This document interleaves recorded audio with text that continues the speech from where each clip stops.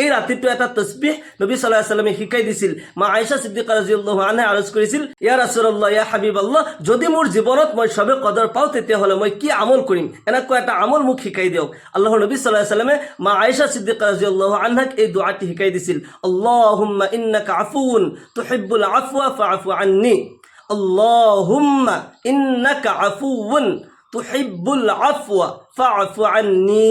এই দোয়াটি বেছি বেছি পঢ়িব। এই দোৱাৰ অৰ্থ হৈছে, ইয়া আল্লাহ, আপুনি নিশ্চয় ক্ষমাশীল আৰু ক্ষমা কৰি আপুনি পছন্দ কৰে, আপুনি ভাল পায়, আমাক ক্ষমা কৰি দিয়ক।